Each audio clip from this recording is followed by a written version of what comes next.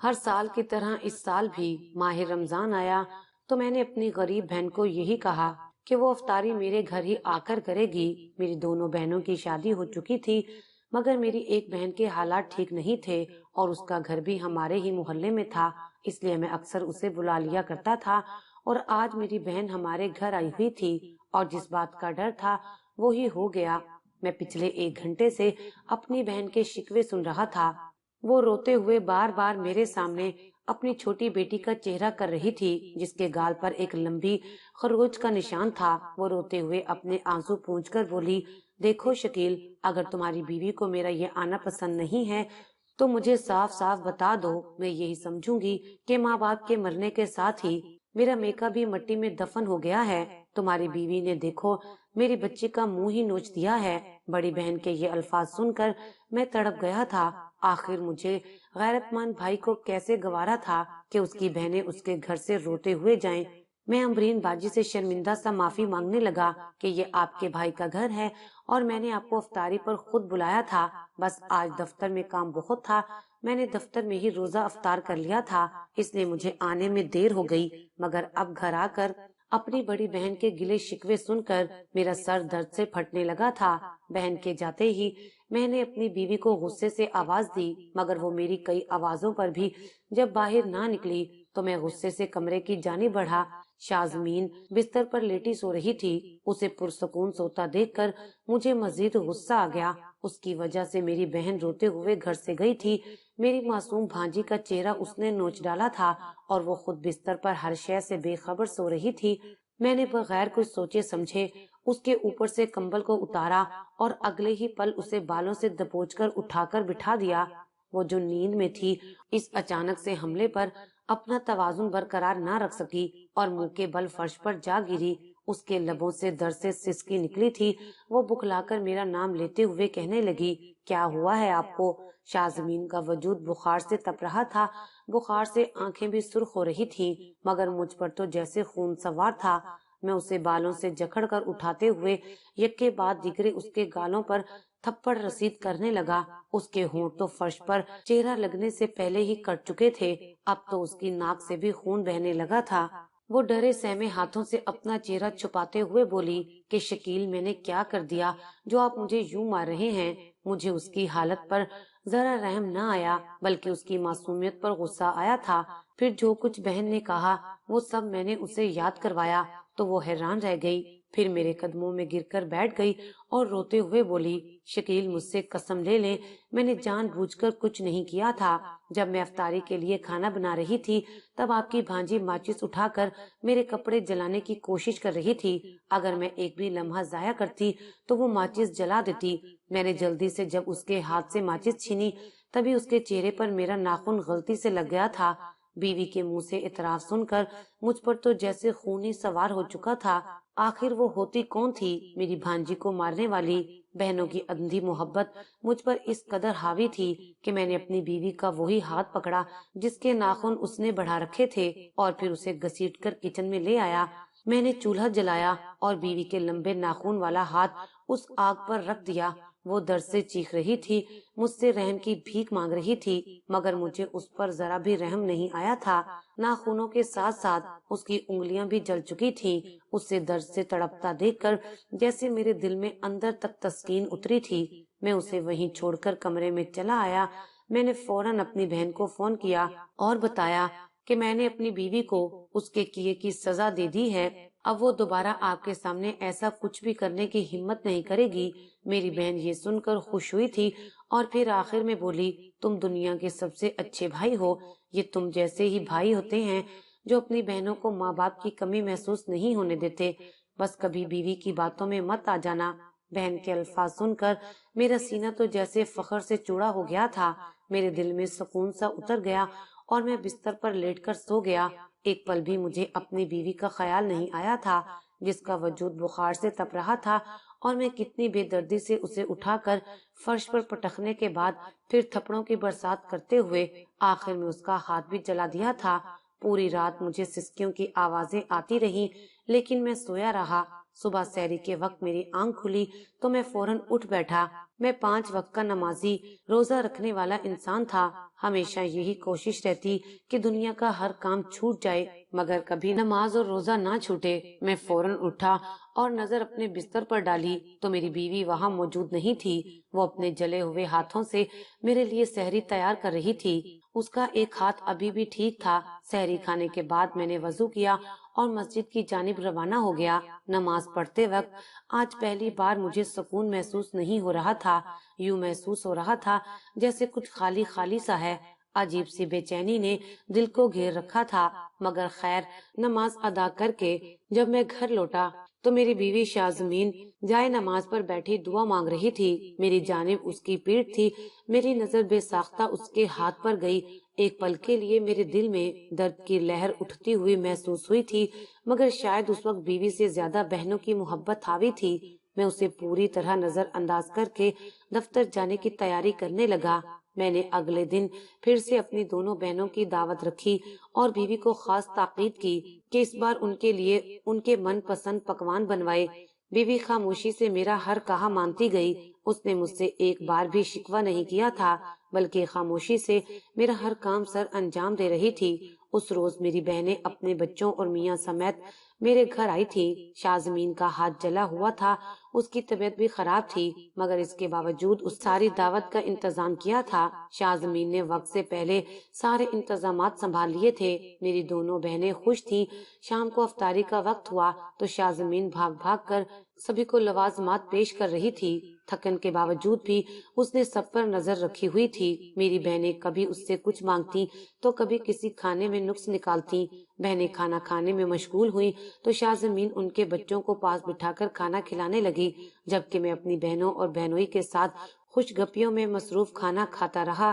کچھ دیر بعد وہ سبھی اپنے اپنے گھروں کو چلے گئے تو میں نے پلٹ کر دیکھا تو پورا گھر اس وقت مجھے چڑیا گھر جیسا معلوم ہو رہا تھا۔ شازمین نے ابھی تک کھانا نہیں کھایا تھا۔ اس نے پہلے پورے گھر کی صفائی کی اور پھر کچن میں کھانے کے لیے چلی گئی۔ جب اس نے دیر لگا دی تو میں بھی کچن میں چلا گیا۔ سامنے شازمین باسی روٹی سلاد کے ساتھ کھا رہی تھی کیونکہ اس وقت دعوت میں بنائے گئے سارے پکوان میری بہنیں کھانے کے بعد اپنے ساتھ گھر کے لیے بھی لے کر گئی تھی۔ میں نے بیوی سے کہا میں باہر سے کچھ منگوا دیتا ہوں مگر اس نے فوراً سے منع کر دیا اور سلاد سے باسی روٹی کھا لی۔ مجھے اس دن کے رویے پر شرمندگی سی محسوس ہوئی تھی۔ جلے ہوئے ہاتھ پر زخم ہو چکے تھے۔ وہ بامشکل نوالا لے پا رہی تھی۔ اس کی آنکھوں میں نمی تھی اور چہرے پر تکلیف کے آثار تھے۔ اس کا چہرہ دیکھ کر میں بے چین سا ہو جاتا تھا مگر میں اسے سر پر بھی تو نہیں چڑھانا چاہتا تھا۔ کچھ دن سکون سے گزرے تھے اور ایک بار پھر میری دونوں بہنیں بچوں سمیت سارا دن میرے گھر آ کر گزارنے لگی۔ شازمین نے ان کے لیے بہترین افطاری کا انتظام کیا تھا۔ میں اپنی بہنوں کے مزاج سے واقف تھا اور شازمین کو بھی میں اچھے سے جانتا تھا۔ مجھے لگا کہ شاید ایک دفعہ کی مار اب میری بیوی کی عقل ٹھکانے لا چکی ہوگی مگر شاید میری یہ سوچ غلط تھی۔ اس دن میں افطاری سے پہلے ہی گھر آ گیا تھا۔ مجھے دیکھ کر میری بہنوں کے چہرے پر سنجیدگی آ گئی۔ وہ مجھے کافی پریشان لگ رہی تھی۔ میں نے ان سے وجہ پوچھی تو دونوں باری باری میری بیوی کی شکایتیں لگانا شروع ہو گئیں۔ شازمین نے آج پھر انہیں طنزیہ لہجے میں باتیں سنائی تھی کہ وہ منہ اٹھا کر ہمارے گھر چلی آتی ہیں اور بچوں کو بھی جھڑکا تھا۔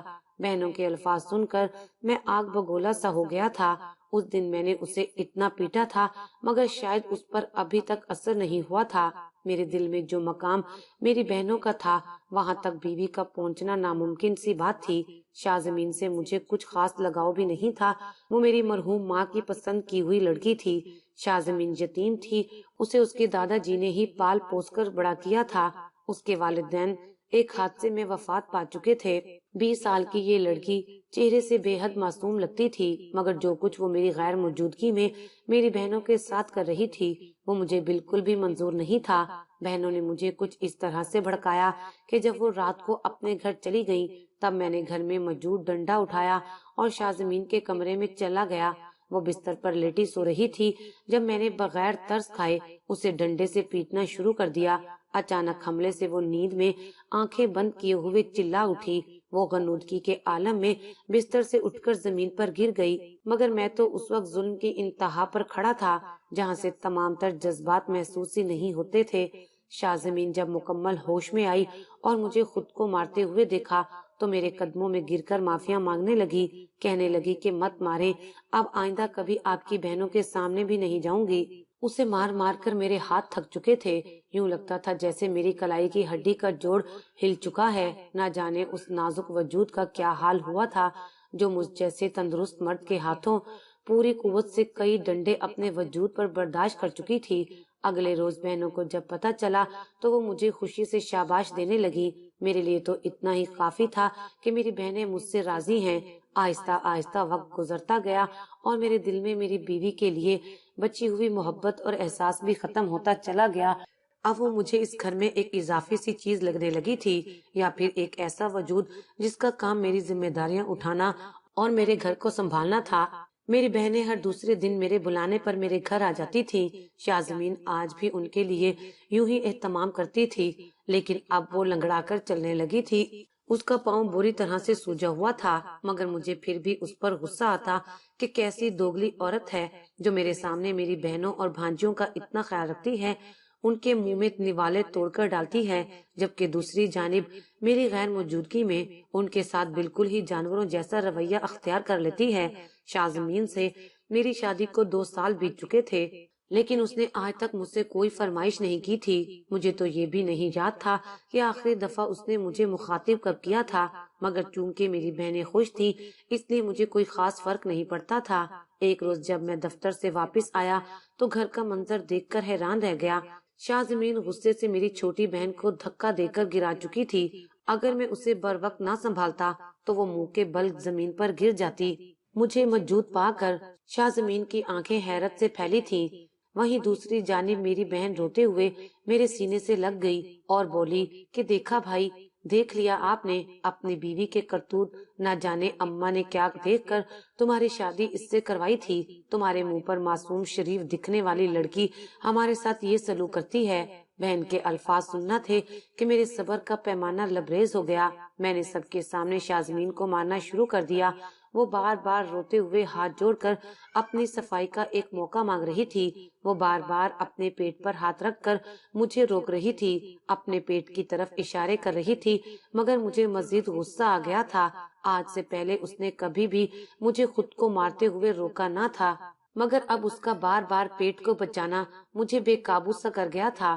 میں نے بغیر لحاظ کیے اس کے پیٹ پر کئی بار ڈنڈے مارے اور اسے گالی دیتے ہوئے کہا، اگر تم میری ماں کی لائی ہوئی لڑکی نہ ہوتی تو شاید میں کب کا تمہیں طلاق دے کر فارغ کر چکا ہوتا۔ وہ نیم بے ہوشی کی حالت میں تڑپ رہی تھی، اس کے ناک اور منہ سے خون بہ رہا تھا اور پیٹ پر ہاتھ رکھ کر بلک بلک کر وہ رو رہی تھی، مگر مجھے اس پر ذرا بھی ترس نہ آیا۔ میں اسے یوں ہی تڑپتا چھوڑ کر پاؤں کی ٹھوکریں مارتا بہن کو لے کر کمرے میں چلا آیا۔ میری چھوٹی بھانجی وہیں کونے میں بیٹھی تھی۔ شازمین نیم بے ہوشی میں کڑھاتے ہوئے پانی مانگنے لگی، مگر میں اسے نظر انداز کرتا اپنی بہن کے آنسو پونچھنے میں مصروف تھا۔ میں نے بہن سے صاف صاف کہہ دیا کہ مجھے اب شازمین سے کوئی لگاؤ باقی نہیں رہا، اس کا مقام اس گھر میں صرف ایک نوکرانی کا ہے۔ آپ جلد از جلد میرے لیے کوئی لڑکی ڈھونڈیں، میں دوسری شادی کرنا چاہتا ہوں۔ میری بہنوں کو تو شاید اسی کا انتظار تھا، وہ تو چمک اٹھی تھی۔ شازمین درد سے بامشکل اپنے کمرے تک پہنچی تھی۔ نہ جانے میرا دل بھی کیسا پتھر کا ہو چکا تھا کہ مجھے بیوی کو اس حالت میں دیکھ کر بھی اس پر ترس نہیں آیا تھا۔ میری بہنیں میرے لیے رشتہ دیکھ رہی تھی اور شازمین کو جلانے کی خاطر جان بوجھ کر اس کے سامنے میری دوسری شادی کی بات کرتی تھی۔ پہلے تو شازمین نے نوٹ نہیں کیا تھا، مگر ایک روز جب باقاعدہ میری بہن ایک لڑکی کو مجھ سے ملوانے کی خاطر گھر لے آئی تو شازمین کا چہرہ دیکھنے کے لائق تھا۔ وہ لڑکی میری باجی کی دوست تھی اور انتہائی ماڈرن اور خوبصورت سی لڑکی تھی، مگر اس بات میں کوئی شک نہیں تھا کہ میری بیوی اس سے بھی زیادہ حسین ہوا کرتی تھی، مگر اب تو مجھے اس کے چہرے کی جانب دیکھنا بھی پسند نہیں تھا۔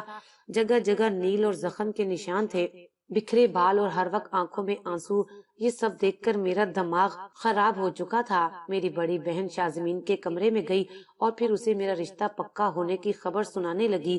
اتنا سننا تھا کہ شازمین بھوکی شیرنی کی مانند बड़ी बाजी का गला पकड़कर चिल्लाते हुए बोली कि खबरदार, मैं आपका हर जुल्म बर्दाश्त कर लूंगी, मगर मुझसे मेरे शोहर को नहीं छीनने दूंगी। शकील सिर्फ और सिर्फ मेरा है, मैं उसे किसी और का नहीं होने दूंगी। बाजी का गला पकड़े देखकर उस पर मुझे अपनी बीवी के अल्फाज और जज्बात नजर नहीं आए थे, बल्कि अपनी बाजी के साथ उसकी की जाने वाली बद कलामी और बदतमीजी नजर आई थी। मैंने उस रोज शाज़मीन को इतना मारा कि मेरा अपना वजूद कांपने लगा। उसका सर कई बार दीवार से पटका था, यहाँ तक कि दीवार भी उसके खून से रंग गई थी।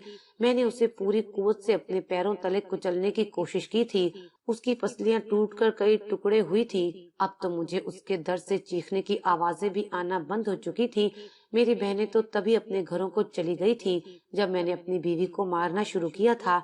शाज़मीन बेहोश हो चुकी थी, वो बेसुध सी जमीन पर पड़ी थी। नफरत इस कदर बढ़ चुकी थी कि उसके वजूद से अब मुझे घिन आने लगी थी। आखिर उस लड़की की औकात ही क्या थी जो ये मेरी बहनों के गिरेबान तक आई थी। मैंने उसे बालों से पकड़कर घसीटा और घर से बाहर लाकर फेंक दिया।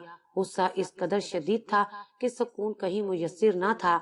मैंने ठंडे पानी को दिमाग पर डाला और कमरे में आकर बिस्तर पर गिरते हुए लंबी लंबी सांसें लेने लगा। तभी मेरी नजर तकिए के नीचे से झलकती हुई डायरी पर पड़ी। मैं उठकर बैठा और डायरी का पहला सफा खोला। उस पर इंतहाई खूबसूरत तरीके से शाज़मीन शकील लिखा था।